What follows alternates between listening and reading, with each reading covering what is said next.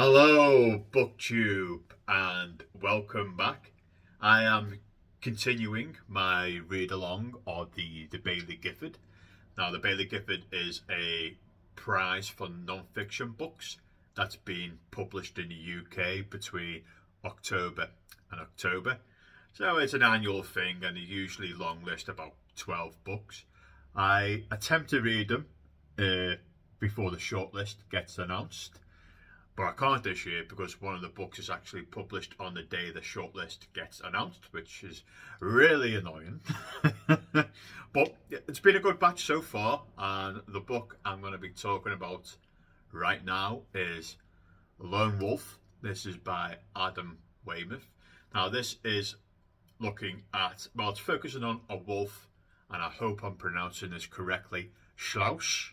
I think that's how you say it. His journey across Eastern Europe. I think it's Serbia, Austria, then Italy, the track that he follows, and he eventually meets up with a female wolf to create a new pack.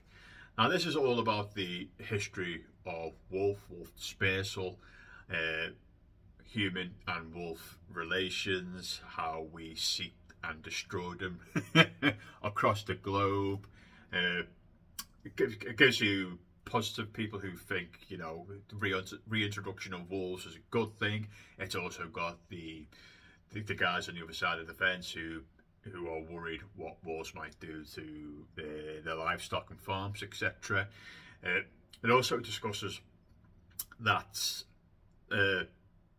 wolves pretty much have re-established themselves rather than be reintroduced by us. This is what Adam is really getting at here, and the author is pardon me, the author is writing, it's a sort of a travelogue ish, this book. It's so Adam, the author, is following the tracks of Strauss, sorry, I might be saying that wrong, from Austria,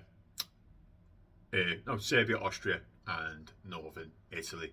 And then he's talking to the locals, and he's giving a bit of a wolf history and the politics behind wolf reintroduction into those environments.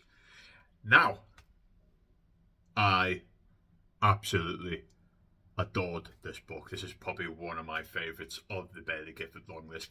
The writing is absolutely superb, and there's been for my own country, a lot of our carnivores in the UK have been wiped out. I mean, we used to have bears about 1,000 years.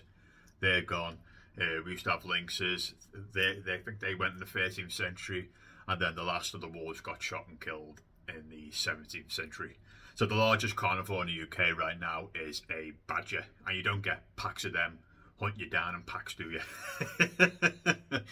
So we have that conversation of reintroducing maybe lynxes or wolves, but as with anything these days, everything's become hyper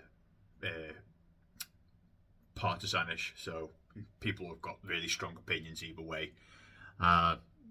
So we discuss this. It really does balance the opinions in this book between the pros of reintroduction and the negatives of what the people think, especially in those areas where the wolf myth of wolves homing in and attacking people and killing people.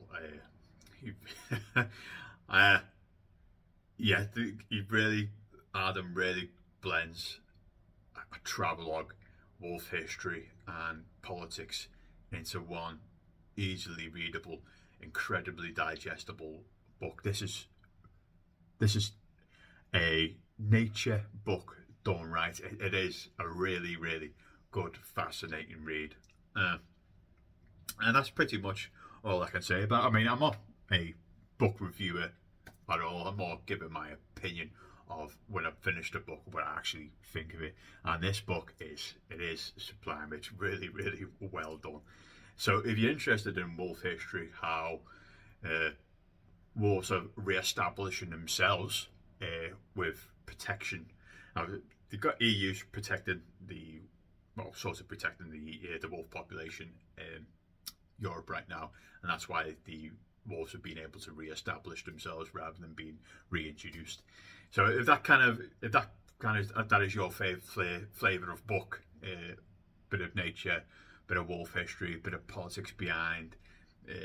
We don't want wolves, we want wolves. And again, a sort of travelogue from the author, going to all these small towns, track and slosh through all those countries. I'm meeting all the locals, because the locals that he meets are interesting. Like, and he writes them in a very interesting way.